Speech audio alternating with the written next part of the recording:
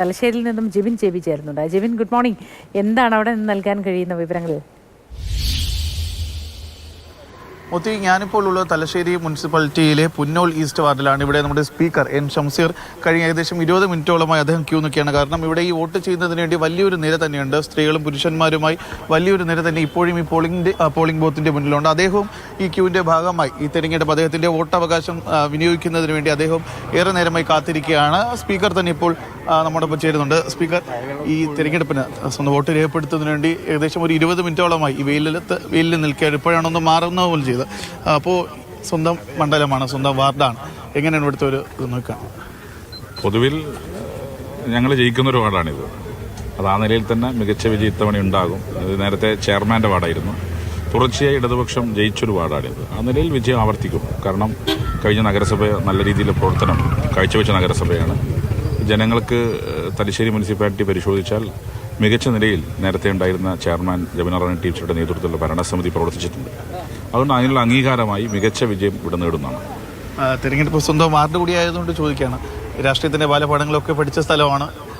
പ്രവർത്തകനായി യുവജന പ്രസ്ഥാനത്തിലൂടെ വന്ന പ്രവർത്തനയൊക്കെ നിന്ന മണ്ഡലമാണ്. അപ്പോൾ അന്നത്തെ എന്തെങ്കിലുമൊക്കെ ഒരു ഓർമ്മകളുണ്ടോ ഇവിടെ ക്യൂ നിൽക്കുമ്പോൾ? ഇപ്പോൾ പെട്ടെന്ന് ഓർമ്മ വരുന്നു.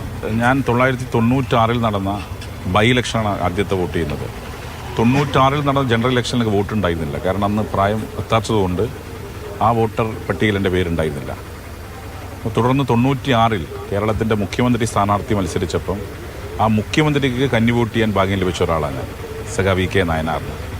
തുടർന്ന് ആ തെരഞ്ഞെടുപ്പിൽ സ്ക്വാഡ് പ്രവർത്തകനായി, വിദ്യാർത്ഥി സംഘടനാ പ്രവർത്തകനായിരുന്നു എറണാകുളയിൽ സ്ക്വാഡ് പ്രവർത്തനത്തിന് നേതൃത്വം കൊടുത്തത്. 98 ലോക്സഭ ഇലക്ഷൻ ആകുമ്പോഴേക്കും സ്ട്രീറ്റ് മീറ്റിങ്ങിലും പൊതുയോഗത്തിലും പ്രസംഗിക്കാൻ തുടങ്ങി. തുടർന്ന് ഇങ്ങോട്ടുള്ള എല്ലാ ഇലക്ഷനിലും തെരഞ്ഞെടുപ്പിൻ്റെ എല്ലാ ചുമതലകളും വഹിച്ചിട്ടുണ്ട്. വടകര പാർലമെൻറ്റ് കമ്മിറ്റി സെക്രട്ടറി ആയിരുന്നു ഇടതുപക്ഷത്തിൻ്റെ.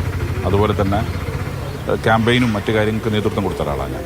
2022 അവസാനമായൊരു തെരഞ്ഞെടുപ്പിന് നേതൃത്വം കൊടുത്തത് തൃക്കാക്കര ബൈ ഇലക്ഷനാണ്. അതിനുശേഷം സ്പീക്കറായതിനു ശേഷം ലോക്സഭാ തെരഞ്ഞെടുപ്പും ഒപ്പം ലോക്കൽ ബോഡി ഇലക്ഷനും ഒരു മ്യൂട്ട് സ്പെക്ടേറ്ററായി പുറത്തുനിന്ന് കാണുന്ന ഒരാൾ മാത്രമാണ്. അതുകൊണ്ട് തന്നെ പ്രവർത്തനം പരസ്യമായി നടത്താൻ പറ്റാത്ത സ്ഥിതിയുണ്ട്. അതൊരല്പം ബുദ്ധിമുട്ട് എന്നെപ്പോലെ തലശ്ശേരിയിൽ സ്പീക്കർ എൻ ഷംസീർ സംസാരിക്കുകയാണ്. വോട്ട് ചെയ്യാനുള്ള അവസരം കാത്ത് നിൽക്കുകയാണ്. കന്നി വോട്ടിനെ കുറിച്ചും മറ്റുമാണ് സംസാരിക്കുന്നത്.